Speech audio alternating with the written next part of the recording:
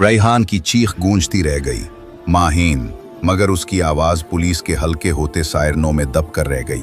उसने माहीन को अपने सीने से इस कदर चिमटा लिया जैसे कोई उसे छीन कर ले जाएगा। उसकी सांसें कमजोर पड़ रही थीं, मगर अब मुस्तहकम थीं।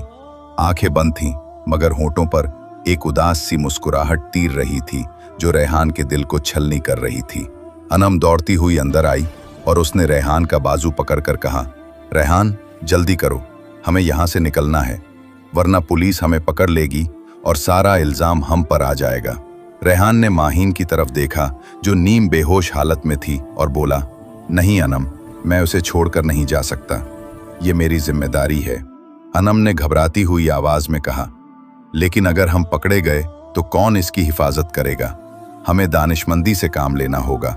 इसी लम्हे माहीन के होंठ हिले और एक कमजोर कांपती हुई आवाज निकली, रेहान, फॉइल मेरे पास है। रेहान ने फौरन कान लगाए और पूछा, कौन सी फाइल माहीन, बताओ मुझे, कहाँ है? माहीन ने सांसों के दरमियान बमुश्किल कहा, मेरे हॉस्टल, कमरा नंबर 304, फर्श के नीचे, एक पत्थर हटाकर। ये कहते हुए माहीन की आंखें फिर बंद हो गईं, मगर इस बार सांसें पहले से बेहतर थीं। दूर से पुलिस की आवाजें करीब आ रही थीं। रेहान ने फैसला कुन नजर से अनम की तरफ देखा और कहा, ठीक है, हम उसे अस्पताल लेकर जाते हैं, फिर मैं हॉस्टल जाकर वो फाइल लेता हूं। अनम ने हाँ में सर हिलाया। दोनों ने माहीन को संभाला और इमारत के पिछले दरवाजे से निकलकर एक टैक्सी में सवार हो गए। टैक्सी ड्राइवर ने जब अस्पताल का नाम सुना तो वो समझ गया कि मामला संगीन है और उसने तेजी से अस्पताल का रुख किया। रास्ते भर रेहान माहीन के हाथ को थामे बैठा रहा। उसके जहन में लाखों सवाल घूम रहे थे। माहीन के साथ ये सब क्या हुआ? फैजान मल्क आखिर था कौन? और ये प्रोजेक्ट एम क्या था? अस्पताल पहुंचते ही डॉक्टरों ने माहीन को इमरजेंसी वार्ड में दाखिल कर लिया। रेहान और अनम वेटिंग एरिया में बैठे इंतजार करने लगे। कमरे में खामोशी छाई हुई थी। हवा में दवाओं की बू थी और हर तरफ बीमारी और परेशानी के तासुरात थे। अनम ने रेहान की तरफ देखा और पूछा, तुम ठीक तो हो? रेहान ने आंखें बंद करते हुए कहा, नहीं अनम, मैं ठीक नहीं हूं। माहीन के साथ ये सब हुआ और मैं कुछ ना कर सका। अनम ने समझाने की कोशिश की, तुमने जो किया वो बहुत बड़ा काम है, तुमने उसे बचा लिया। तकरीबन 2 घंटे बाद डॉक्टर बाहर आया और कहा, मरीजा के वाइटल साइंस स्टेबल हैं, वो बच गई है, मगर उसे होश आने में कुछ वक्त लगेगा, वो शदीद सदमे से गुजरी है। रेहान ने डॉक्टर का शुक्रिया अदा किया और फौरन हॉस्टल की तरफ रवाना हो गया। हॉस्टल पहुंचकर उसने कमरा नंबर 304 का ताला तोड़ा, फर्श के नीचे से एक पत्थर हटाया तो उसे एक मिटा हुआ ब्राउन लिफाफा मिला। लिफाफा खोला तो अंदर एक पेन ड्राइव, कुछ पुराने अखबार के क्लिपिंग्स और एक पुरानी डायरी थी। रेहान फौरन अस्पताल वापस आया जहां अनम इंतजार कर रही थी। दोनों ने डायरी का जायजा लिया। डायरी का पहला सफा खोला तो उस पर लिखा था, सच को दफन करने वाले ये नहीं जानते कि मिट्टी में भी बीज पनपते हैं, माहीन। रेहान ने डायरी के औराक पलटे। माहीन ने लिखा था कि कैसे उसे पता चला कि एक बड़ी मल्टीनेशनल कंपनी जहरीला फजला पाकिस्तान के एक छोटे से गांव छाऊ में फेंक रही है, जिससे लोग सरतान जैसी मोहलिक बीमारियों का शिकार हो रहे हैं। फैजान मल्क इस कंपनी के लिए काम करता था और उसने माहीन को डराया धमकाया था कि अगर उसने ये राज अफशा किया तो वो उसके खानदान को नुकसान पहुंचा देगा। एक जगह माहीन ने लिखा था, आज फैजान ने कहा, तुम्हारी आवाज कोई नहीं सुनेगा, मगर मैंने उसे बता दिया कि हर आवाज की गूंज होती है, चाहे वो खामोशी में ही क्यों ना गूंजे। रेहान की आंखें नम हो गईं। माहीन ने इतनी बड़ी लड़ाई अकेले लड़ी और वो बेखबर बैठा रहा। अनम ने पेन ड्राइव लैपटॉप में लगाई। इसमें एक वीडियो थी जिसमें फैजान मल्क एमएनसी के एक अफसर को रिश्वत देते हुए दिखाई दे रहा था और एक ऑडियो क्लिप में वो कह रहा था, किसी भी तरह इस गांव के लोगों को खामोश करो, चाहे उसके लिए कुछ भी करना पड़े।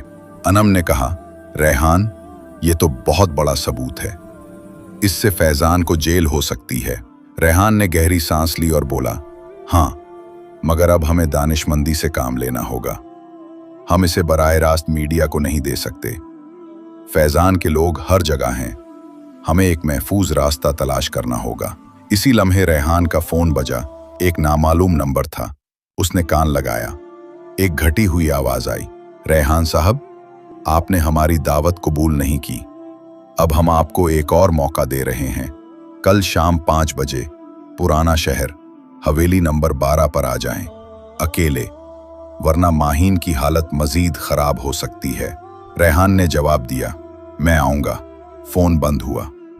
अनम ने पूछा, कौन था? रेहान ने बताया, फैजान के आदमी हैं, वो मुझे बुलवा रहे हैं। अनम ने फौरन मना किया, ये जाल है रेहान, मत जाओ, वो तुम्हें नुकसान पहुंचा सकते हैं। रेहान ने आंखों में अज़्म भर कर कहा, मगर अगर मैं ना गया तो वो माहिमीन को छोड़ेंगे? नहीं अनम, मैं जाऊंगा, मगर हम एक प्लान बनाएंगे। तुम मेरे साथ रहोगी मगर दूर से, और अगर कुछ गड़बड़ महसूस हो तो फौरन पुलिस को कॉल करना। अनम ने हाँ में सर हिलाया, मगर इसके चेहरे पर तशवीश के बादल थे। अगली शाम को पुराना शहर की गलियां सुनसान थीं। हवेली नंबर 12 एक पुरानी खस्ता हाल इमारत थी, जिसके दरवाजे पर जंग लगा हुआ था। रिहान अंदर गया। अंदर मिट्टी का बोठा था और दरमियान में फैजान मल्क खड़ा था। उसके साथ 2 बॉडीगार्ड्स थे जो मुसल्लह थे। खुश आमदीद रिहान साहब, फैजान ने मुस्कुराते हुए कहा, मगर उसकी मुस्कुराहट में डरावनपन था। बात क्या है? रिहान ने बराह रास्त पूछा।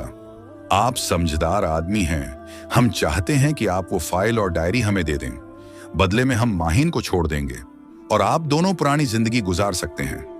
रिहान ने आंखों में चमक के साथ जवाब दिया, तुम्हें लगता है मैं माहीन की कुर्बानियों को इस तरह जाया कर दूंगा? तुम्हें वो फाइल कभी नहीं मिलेगी। फैजान का चेहरा बिगड़ गया, तो फिर तुम्हें उसका खमियाजा भुगतना पड़ेगा। इसी लम्हे बाहर से पुलिस के सायरन सुनाई दिए। फैजान और उसके साथी घबरा गए। रिहान ने मुस्कुराते हुए कहा, मैंने तुम्हें बताया था मैं अकेले आया हूं, मगर मैंने ये नहीं बताया था कि मैंने पुलिस को लोकेशन शेयर नहीं किया है। पुलिस हवेली में दाखिल हुई। फैजान और उसके साथियों को गिरफ्तार कर लिया गया। एक इंस्पेक्टर ने रिहान से कहा, हमें अनाम साहबा ने सारे सबूत दिए हैं, आप बेफिक्र रहें। रिहान ने इंस्पेक्टर का शुक्रिया अदा किया और अस्पताल वापस आया। कुछ दिन बाद माहीन की हालत बेहतर हो रही थी। वो बैठ सकती थी, बात कर सकती थी। रिहान उसके बस्तर के किनारे बैठा था, उसका हाथ अपने हाथों में लिए हुए। तुमने ये सब कैसे किया माहीन? रिहान ने पूछा। माहीन ने कमजोर सी मुस्कुराहट बिखेरी, क्योंकि मुझे पता था कि तुम हो जो मेरा साथ दोगे। तुमने कभी मुझे मायूस नहीं किया। रिहान ने उसका हाथ थामे रखा। तुमने इतनी बड़ी लड़ाई लड़ी, मैं तुम्हारे सामने कुछ भी नहीं। तुम गलत हो, माहीन ने उसकी आंखों में देखते हुए कहा। तुम मेरी ताकत थे, तुम्हारे बगैर मैं कब की हार मान चुकी होती। खामोशी छा गई। दोनों की आंखों में वही पुराना प्यार, वही जज्बात तैर रहे थे। माहीन ने आहिस्ता से कहा, रिहान, मैंने हमेशा महसूस किया है कि हमारी कहानी सिर्फ एक इश्क की कहानी नहीं है, ये सच और झूठ की लड़ाई है, और हमने साबित कर दिया कि सच हमेशा जीतता है। रिहान ने उसके होंठों पर अपनी अंगली रखी। अब बस आराम करो, हमने एक बड़ी जंग जीत ली है, अब हम अपनी जिंदगी जिएंगे। मगर माहीन की आंखों में एक नया अज़म था। नहीं रिहान, जंग खत्म नहीं हुई। फैजान गिरफ्तार हो गया है, मगर प्रोजेक्ट एम अब भी जारी है। एम ईनसी अब भी वहां है, और वो गांव अब भी जहर अगल रहा है। हमने सिर्फ एक सिपाही को रोका है, पूरी फौज को नहीं। रिहान ने हैरत से देखा। मगर अब हम क्या कर सकते हैं? हम वही कर सकते हैं जो मैंने शुरू किया था। माहीन ने मजबूती से कहा, हम सच को अवाम के सामने लाएंगे। हम मीडिया को इस्तेमाल करेंगे, सोशल मीडिया को, हर जरिए को। हम इस गांव के लोगों की आवाज बनेंगे। उन्हम दरवाजे पर खड़ी ये सब सुन रही थी। वो अंदर आई और बोली, और मैं तुम्हारे साथ हूं, हम मिलकर ये लड़ाई लड़ेंगे। रिहान ने माहीन की तरफ देखा। उसकी आंखों में वही पुराना जोश, वही मोहब्बत थी। उसने माहीन का हाथ मजबूती से थामा। ठीक है, तो फिर हम मिलकर लड़ेंगे। हम प्रोजेक्ट ईम को अवाम के सामने लाएंगे। माहीन ने मुस्कुराते हुए उसकी आंखों में देखा। शुक्रिया रिहान, शुक्रिया कि तुम हमेशा मेरे साथ खड़े रहे। रिहान ने जवाब दिया, मैं हमेशा तुम्हारे साथ रहूंगा माहीन, हमेशा। इनाम ने कहा, तो फिर हमें एक प्लान बनाना होगा। हमें इन सबूतों को इस तरह पेश करना होगा कि वो हमारे खिलाफ इस्तेमाल ना हो सकें। तीनों ने मिलकर एक स्ट्रेटजी बनाई। उन्होंने फैसला किया कि वो पहले एक काबिल एतमाद मीडिया हाउस से राब्ता करेंगे, फिर सोशल मीडिया पर एक मुहिम चलाएंगे। और साथ ही अदालत में केस दायर करेंगे। अगले कई हफ्ते इंतहाई मसरूफियत में गुजरे। रिहान, माहीन और इनम ने मिलकर काम किया। माहीन ने अपनी डायरी की मदद से एक तफसीली रिपोर्ट तैयार की।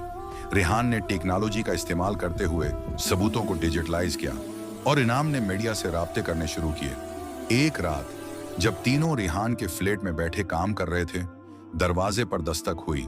रिहान ने दरवाजा खोला तो सामने एक अनजान शख्स खड़ा था। उसने एक लिफाफा दिया और बगैर कुछ कहे चला गया। लिफाफा खोला तो अंदर एक छोटा सा नोट था जिस पर लिखा था, तुम्हारी हर हरकत पर नजर है, रख जाओ वरना तुम्हारी माहीन की हिफाजत की कोई जमानत नहीं। रिहान ने नोट माहीन और इनाम को दिखाया। माहीन ने कहा, डराना है, हमें नहीं रखना चाहिए। उनम ने कहा, हमें मजीद मेहतात होने की जरूरत है। अगले दिन उनम ने एक काबिल एतमाद सहाफी से राबिता किया जो स्कैंडल्स को कोर करने के लिए जाना जाता था। वो इस बात पर राजी हो गया कि वो इस मामले को अपने चैनल पर पेश करेगा। फैजान मल्क की गिरफ्तारी के बाद भी उन्हें महसूस हो रहा था कि कोई और ताकत है जो उनके खिलाफ काम कर रही है। एक दिन जब माहीन अस्पताल से डिस्चार्ज होकर रिहान के फ्लैट में रह रही थी, उसे एक अजीब सा पैगाम मिला, तुम्हारा माजी तुम्हारा पीछा नहीं छोड़ेगा। माहीन ने उस पैगाम को नजरअंदाज कर दिया, मगर उसके दिल में एक खौफ पैदा हो गया। वो जानते थे कि यह जंग अभी खत्म नहीं हुई है। आहिस्ता आहिस्ता उनकी महम रंग लाने लगी। सोशल मीडिया पर प्रोजेक्ट एम के खिलाफ आवाजें उठने लगीं। लोग इस गांव के बारे में जानने लगे और मीडिया ने भी उस मामले को कोर करना शुरू कर दिया।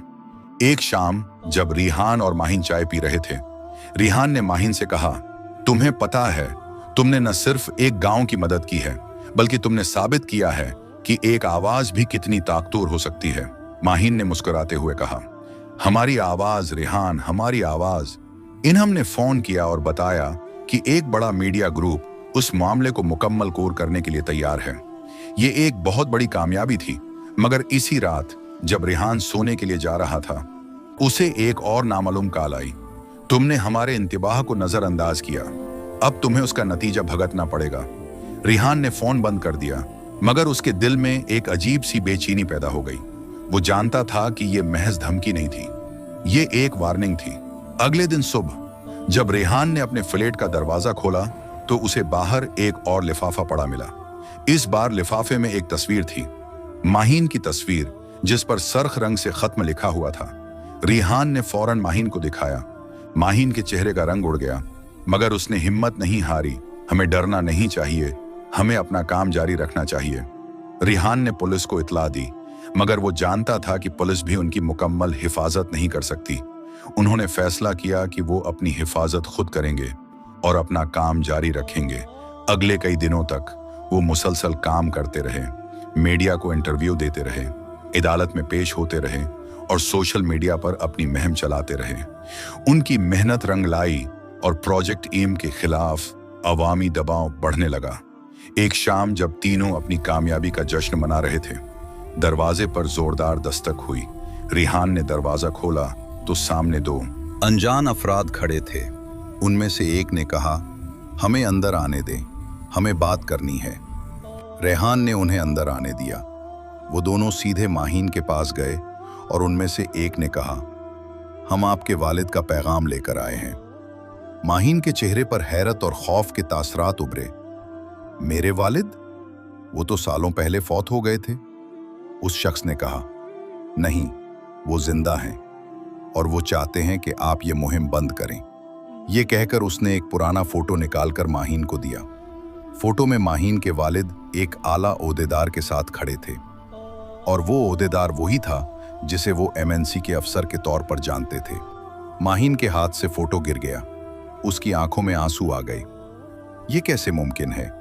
रेहान ने माहीन का हाथ थामा। ठीक है माहीन, सांस लो। उन दोनों अफराद ने कहा, हम कल दोबारा आएंगे, उस वक्त तक आप फैसला कर लें। वो चले गए और कमरे में एक गहरी खामोशी छा गई। माहीन ने आंसू पूंछे और बोली, मैं समझती हूं कि अब हमें और गहराई में जाना होगा। शायद ये सिर्फ एक माहौलियाती स्कैंडल नहीं है, शायद इसकी जड़ें इससे कहीं गहरी हैं। रेहान ने कहा, हम साथ हैं माहीन, तुम्हारे साथ, चाहे कुछ भी हो। अनम ने कहा, हमें इस नई मालूमात को अपनी स्ट्रैटेजी का हिस्सा बनाना होगा। रात गहरी होती गई और तीनों ने फैसला किया कि वो इस नई डेवलपमेंट को अपनी रिपोर्ट में शामिल करेंगे, चाहे इसका नतीजा कुछ भी हो। वो जानते थे कि सच को सामने लाना जरूरी है, चाहे वो कितना ही तकलीफ दे क्यों ना हो। और जैसे ही उन्होंने ये फैसला किया, बाहर बारिश शुरू हो गई और हवा में एक नया अज़्म और एक नई उम्मीद तैरने लगी।